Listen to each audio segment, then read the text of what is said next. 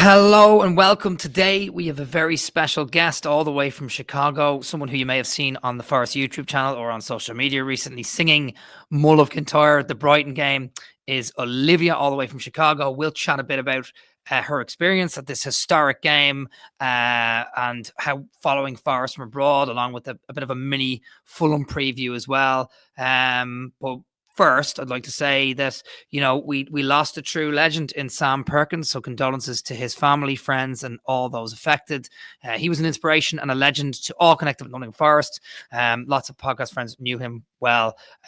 So links to the charity he founded is in the description. And without further ado, let's hit the music.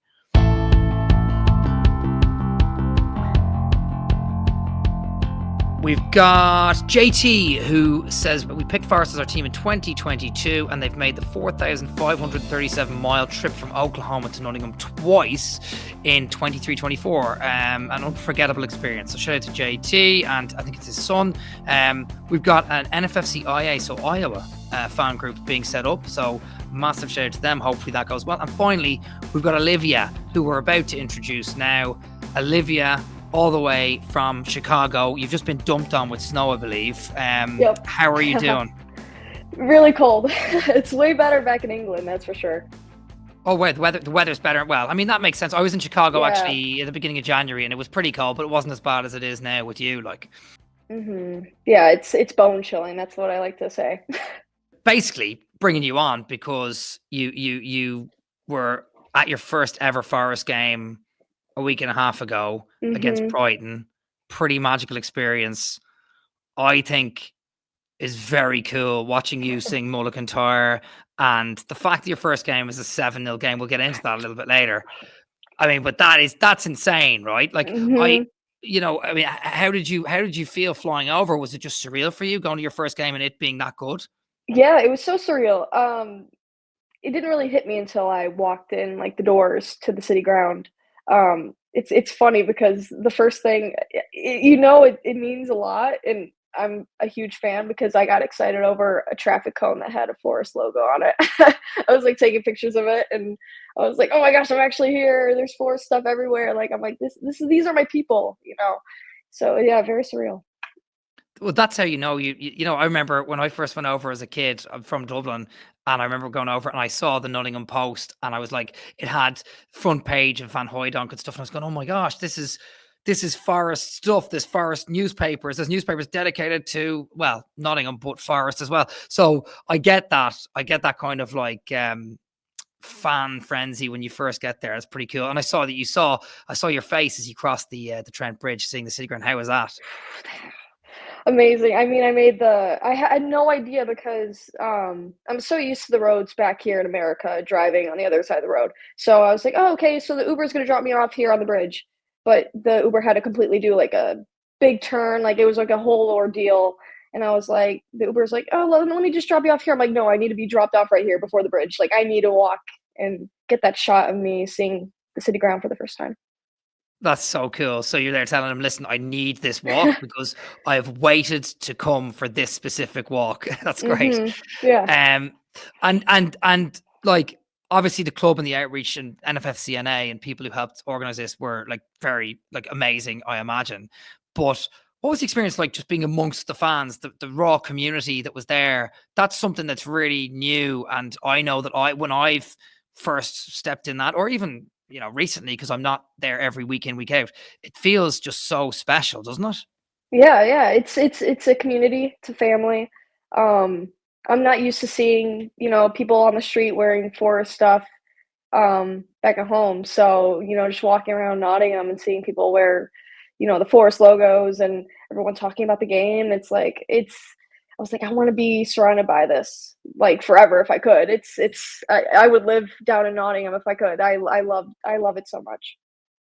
And what about back in Chicago? Obviously, it's very different, but you have the embassy, which is sort of the location where Forest fans go. I went there in January with Christian and Brian to watch the Wolves game, and it was very cool. And I know the pub landlord was an Irish lad actually, and I think he's a Leeds fan. I might be wrong. But yeah, I think he's a Leeds. No, but still, he Yeah. obviously he has the Forest fans in there. But I suppose the question what I'm driving at here is like, what's it like being in Chicago, seeing absolutely nothing, and then suddenly you're just surrounded by all these Forest fans in Nottingham? Did you feel like you almost wanted to take a piece of it with you? Yeah, for sure. I would watch like videos to prepare myself. I love watching like match day vlogs, other fans going to the city ground, and trying to be like, all right, so this is where they're at right now, and like trying to be like, all right, this is where I have to go before the game. And I had some time to like go around the city ground. I went to the fan zone. The fan zone was incredible. First of all, I got to meet Peter Crouch, which was that's a whole other thing. But yeah, the fan zone especially, it's like you're shoulder to shoulder with people. Everyone's hyped about the game. It's so cool. Right, that's pretty cool. You're back in Chicago watching videos of these locations and then kind of piecing it together like a puzzle, almost going, right, these are the places I kind of have to go because you've seen the community do that online, yeah? Yeah, yeah, for sure. Oh, that's so cool. And what's the story with like Chicago when you're watching it there? You're up early in the morning, I imagine, 6, 7 o'clock. Yeah, so I'm in a northern suburb of Chicago. So, I mean, I usually say, "Hey, I'm from Chicago," just to make it easier. I know people it gets a little controversial about that, like saying, "I'm from Chicago," but I'm not really from Chicago. I'm about an hour away. So, with the early games, like, I'd be waking up at 6 in the morning to take the train. It's about an hour long. So, it's worth it. Win or lose, it's worth it to be surrounded by people who are passionate about something you're passionate about. Yeah, it's incredible.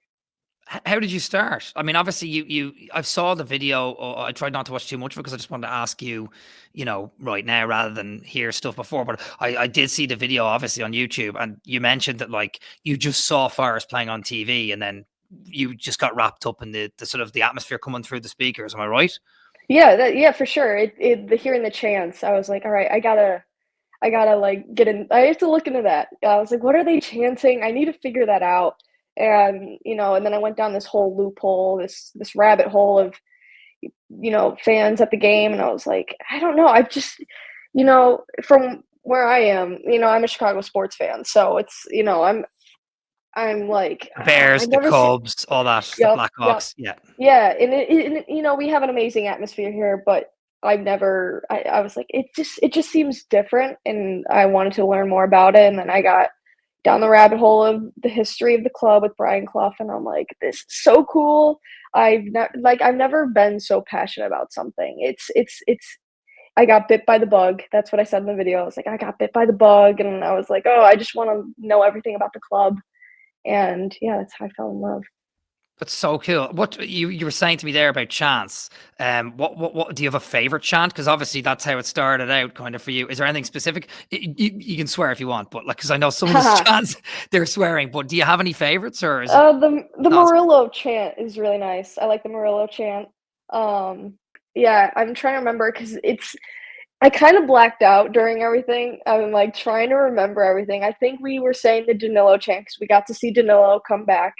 So I'm sure we said the Danilo chant. So that one as well. I do like the Danilo chant. That's cool. And are you like, are you planning your next trip back already, or is this like because you said you got bit by the bug? Is this something you're just like, you know what, I've got to get back here? I mean, well, I'll let you answer that question, and then I'll put another question to you. But go ahead. Yeah. Yeah, no, yeah, definitely. Um, it's so hard to get tickets, and I did see some comments. I will say I did see some comments on Twitter because it's not easy going to a game, and I completely understand that. And I got super lucky that I knew people from the North American group that could help me and give me tips to go to the game, and that's how I secured tickets. That game especially, I remember it was super hard to get tickets. So I definitely I have a feeling of, oh, I don't want to take tickets away from the diehard fans, in Nottingham because it's not easy going to a game. Um, but yeah, I would love to go back. So I think I'm gonna be waiting a bit. Um, yeah, because that was not a cheap trip. That was really expensive. Yeah, So I can imagine the flights and everything, and you were there for quite a while, right? So yeah, you put yourself up accommodation. Just really quickly touch on the ticket stuff. Like, to be fair, like there are going to be fans from different parts of the world that are going to want to go over and see the games. And yes, of course, it's important for the community and the season ticket holders and the people who are there to get preferential treatment, kind of, because they've been there for ages, week in, week out. But at the same time, you're part of a Nottingham Forest North America fan group that probably, I imagine, has some sort of tickets set aside for people to come over, and it's your first ever Forest game, so don't ever feel bad about that. Like, it's important for you to go, just like any other fan. So yeah, don't ever feel bad about that. But the second part of my question is, I am really superstitious, Olivia. I'm weirdly superstitious to a fault at times, and sometimes I'm not, but this season I have been. My cousin James has been to every home game he's been to, we've won, and he's been to quite a few now. His first game was about 5 or 6 years ago against Leeds at home. But friends Savraj, Matt, the co-host of this podcast, is very good luck. Your first ever Forest game was the first 7-0 I think I've ever seen as a Forest fan, because I wasn't a Forest fan when that other 7-0 30 odd years ago happened. You are now good luck. Am I going to have to put money in a pot to send you over? Am I going to have to start paying for your flights? Is this what's going to have to happen? Do you think you're good luck? Oh no, I did. It's funny. I'm glad they cut it out, because my score prediction was 2-1, and I was like, oh, we're gonna win. I was like, 2-1, we got this. My brother said 3-0.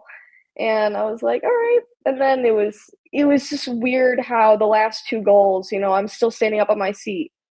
Not really standing up on my seat. I'm standing up, and that 6th goal, I was like, oh my gosh, I'm cheering and I'm whooping and hollering. And then the 7th goal happens, and I hadn't even like sat down yet. Like everyone is on their feet.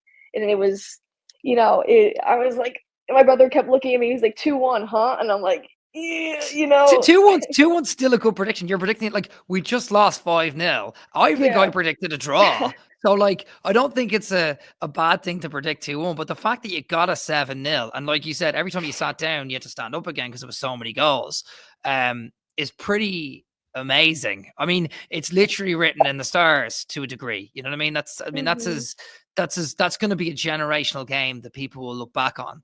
And that was your first ever Forest game. So yeah, that's pretty cool. Pretty incredible. Yeah. Crazy.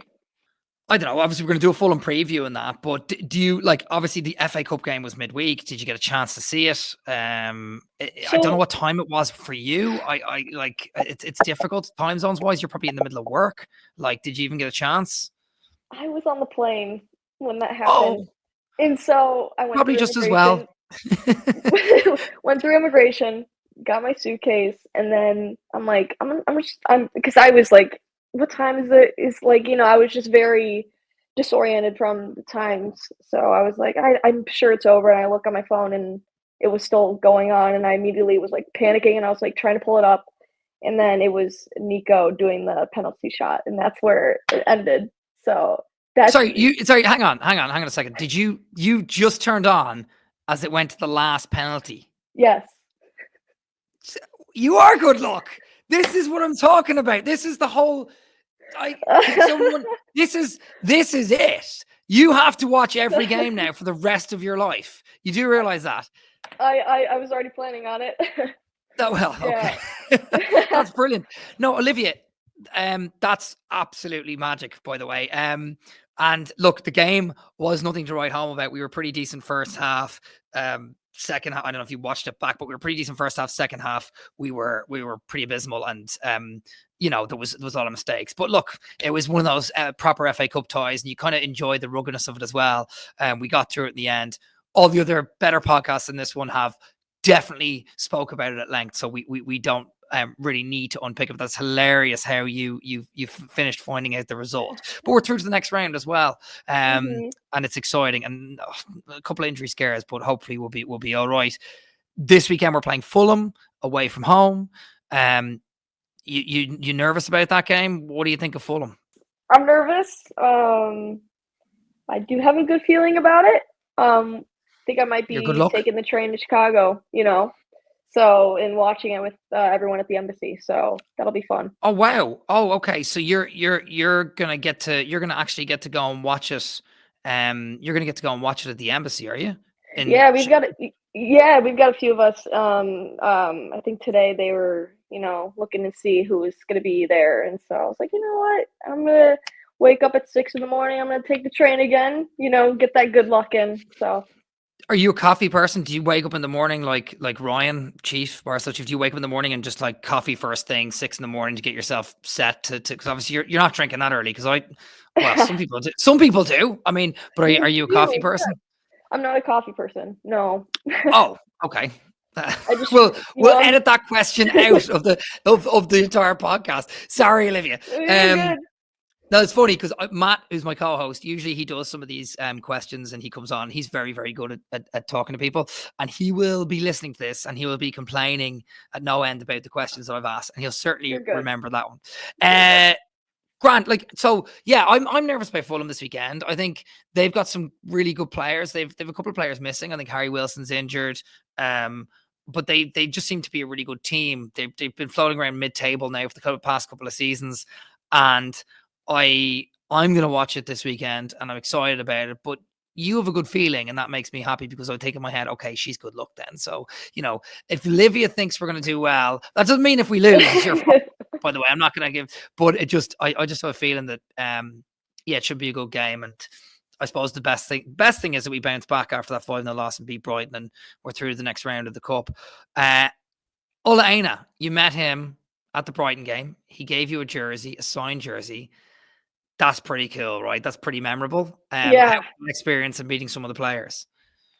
It was it's funny because when I watched back the video, I didn't realize how many times I said amazing and cool. And I was like, take a shot every time you hear me saying amazing and cool. It's like I don't know how else to describe it. Yeah, it was so Ola Aina happens to be my favorite player, and they Oh, found that out. And they found that that was out. okay. That and Yeah. yeah, that might have had a little help. So one of your mates might have planted that seed. Who knows? But I Mhm. will say I was going to ask that question. Who's your favorite player? And obviously it's Ola Aina. Like, that's pretty cool. So you're excited. And by the way, saying amazing. I say amazing all the time on the podcast. So it's like I just say the same thing over and over again. So I don't think there's any. I thought it was really, really cool, and your reaction was really sweet, and I just thought it was really nice. Was that your brother with you? Did you say? Yeah, it was my brother. Funny enough, after we did I unwrapped the gift and everything, Ola and I was like, so you here with your mom and dad?" And my brother was like, "No, we're like, That's "No," like, amazing. I it thought was everyone was dying, and I was kinda hoping they would leave it in. It's understandable why they didn't leave it in, but it was so funny. It was just like, "Oh, sorry about that, mate," you know? I heard him say something in the video, and you went, "No, no, no," and I maybe that was it, but that's hilarious. So your brothers are going, "Oh my gosh," they think I'm her dad. It's gonna be a running joke in the family for, like, the rest of our lives. We still talk about it, and, and there's other people in the comments like, "Oh, it's nice to see her with her mom and dad." I'm like, "That's my brother." So, yeah, I That's did go with my amazing. mom and my brother. Oh, that's very sweet. That's very, very funny. Well, great. I wonder what you think of this season in general. Like you went like I don't know when. I didn't even ask you when did you start supporting Forest? When did you first see them? Was it a couple of years ago? Was it? Yeah. Yeah. Yeah, it was a few years ago. I got lucky because, with the promotion happening, they were running the games on TV.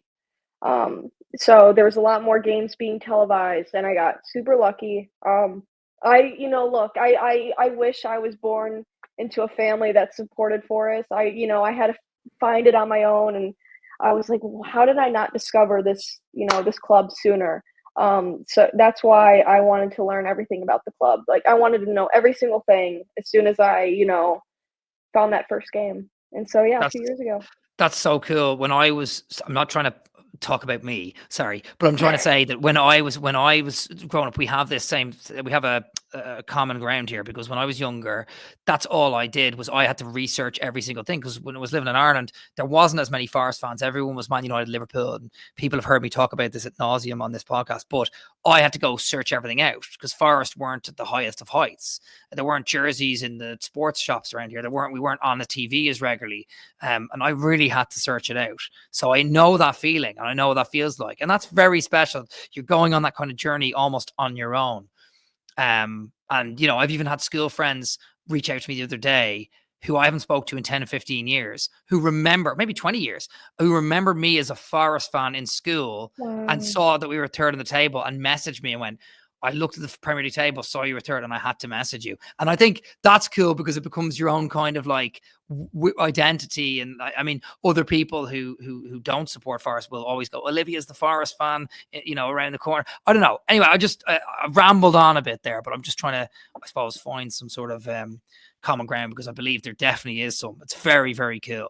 And yeah, like I don't know. I just think the whole trip, the whole thing of the outreach team doing that, bringing fans from different countries over. This is kind of what this podcast is all about. It's very, very cool. So to see you do that, and then singing Mulligan Tire, I mean, that must have been a little emotional for you. What was it? Yeah, it was very emotional. I try my best not to cry because I was like, I cannot have people see me cry on camera. But somebody from the club, Will, you might know Will. But it was, I think it was an hour before kickoff, and I was in the fan zone, and he was like, "All right, we're gonna take you pitch side to see the warm ups and Vermouth Kintyre." And I'm like, I kept having to be like, "What? What are you talking about?" And I remember there was a woman that was next to me, and like she was kind of like listening in, and she gave me like the biggest smile, and I was like, and I kept telling my mom like, this is a big deal. Like not everyone could say they went pitch side to experience Mull of Kintyre. I'll never forget it. It's on camera too, so I will be reliving that moment for the rest of my life for sure. That's crazy. And sorry, did you say that you didn't know you were going to be pitch side doing that before you flew over? No, not at all. Oh wow, that is mad. That's also nerve wracking because obviously they Yeah, have you on camera, and then you know, yeah, you know the drill. Then you're on camera at pitch side with the scarf. Oh my gosh! yeah. And did you worry about forgetting the words at all, or not really? You were just No, kind of no, no, no, no. It is ingrained in my brain. My brother, he kind of stood off to the side with his scarf, and um, I will say during the moment, I was like, all right, I have to control my volume of my voice. I don't want, because they were recording me, and I was like, I don't want my voice being picked up on camera. But in the end, I was like, who cares? I'm like, you're here, just sing it, and I sung it with like the most energy and just like looking around and taking it all in. I'll never forget it. it's actually really cool that you say you just admit that like you knew that they were going to get your voice. You're like, oh, you're a bit anxious even just about that. But like, there's 30,000 people, and you're not as worried about that. You're more worried about the voice. And I know that feeling as well because when I'm recording Mulligan Tire, and like sometimes I might post it later or Matt records it, I'm always like, oh, if I sing it, it'll really pick up my voice and it'll sound ridiculous. And even I've thought that in my head, so I know exactly what you mean. Gosh, what an amazing, amazing trip. And you mentioned earlier you did some of the things around the community afterwards. Where exactly, Joe? You went to the Forest fan zone. Did you go? You went across the bridge. Did you? Oh, did you go to the Brian Clough statue? I'm sure you did. Yeah, I went to the Brian Clough statue. That was like one of the first things I did in Nottingham was go see the statue, get a picture, get it on video. The whole video aspect of the whole thing is so obviously this whole idea of the video was talked about before I flew over. So the what they did was they sent me a GoPro, and then they sent me a GoPro, and they're like, just film, have fun, film, yourself experiencing these new things, these new sights in Nottingham. And so I was like, I'm gonna go to the Brian Clough statue. I'm gonna get that on video, like my reaction to seeing it for the first time. So, but yeah, I don't think anyone knew that. Yeah, they sent me a GoPro, and after the game, I just turned it back in, and they got the footage. So it was really cool. Oh, that's deadly. So they sent you GoPro. You knew you were going to be filming some stuff, but you did know you were going to be on the pitch actually singing the song with them No, recording you. no. Right. Oh, okay. That is mega. And did you do any of the stuff? Did you do any of the Robin Hood stuff? Like I think there's a Robin Hood statue somewhere. Did you do Yeah, that or? yeah, I saw the Robin Hood statue, and I did not get that on video though. That was like towards the end of my trip. I was all over because we did not have a rental car.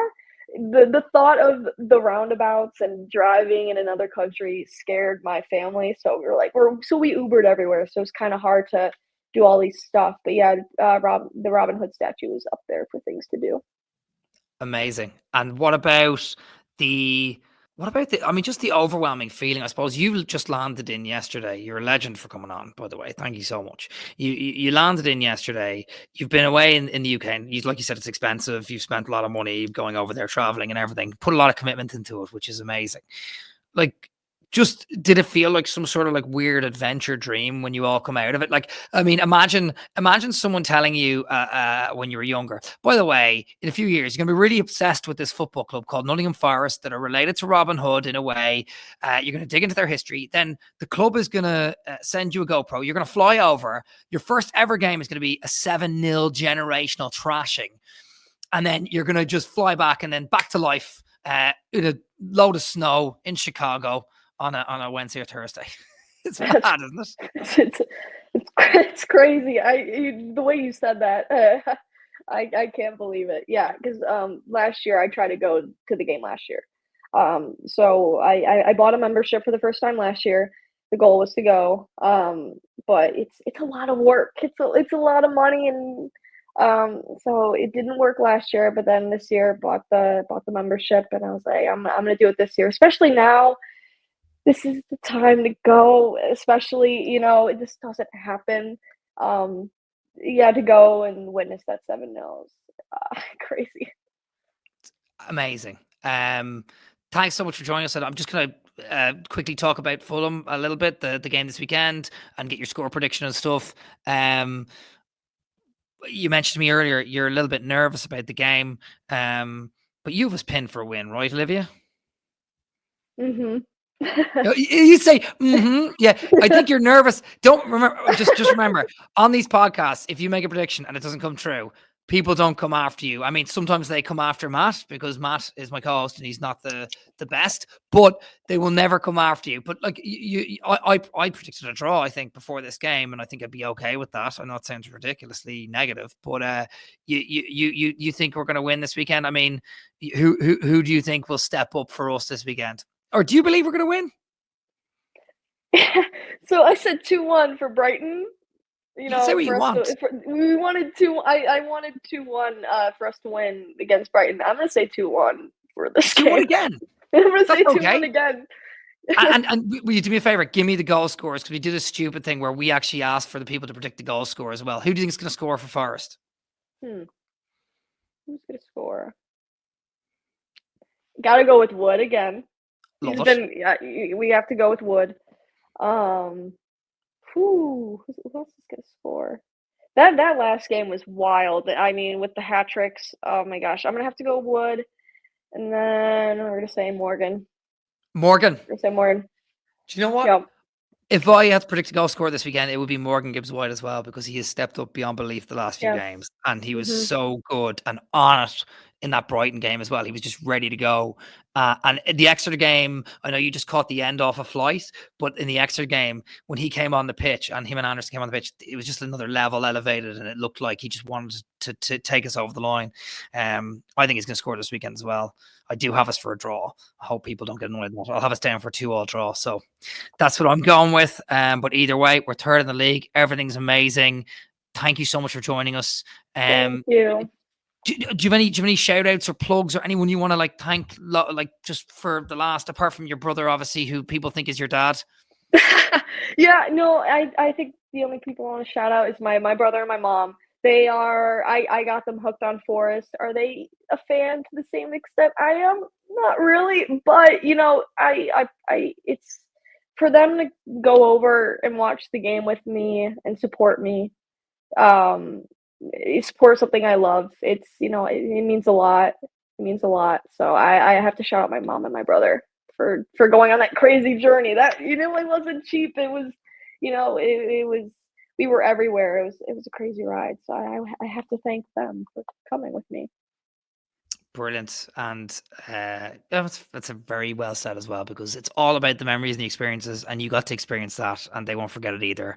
And that's amazing. Thank you, Olivia, for indulging us here at Forestallover. I really appreciate you coming along and giving your time, and fair play to you for your commitment going over to Nottingham for that 7-0 generational game that you got to watch, which is just pure class. And Nottingham Forest, North America, Chicago, NFFC NA, Chicago, LA, New York, Toronto, all those fan groups out there that have started something really special. I'd like to give a shout out to them, because this is the reason why we have people, like yourself on. They do so much work behind the scenes. Andrew Cove, legend, was on last weekend. We've had Dan White, Jordan Thielen. There's numerous other people Carl, who I haven't had on yet. There's other people involved that I can't even name because I don't remember. Ryan, Barcel Chief, people who are involved in that North America scene.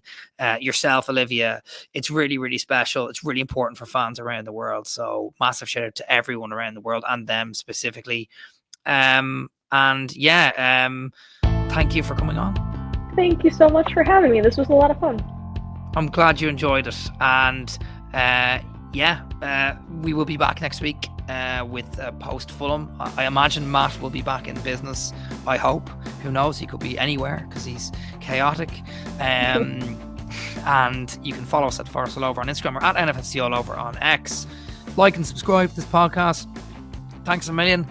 We're having an amazing season, so everyone band together for this sort of last 14 game run in and the FA Cup run in, and let's have it right. You Reds.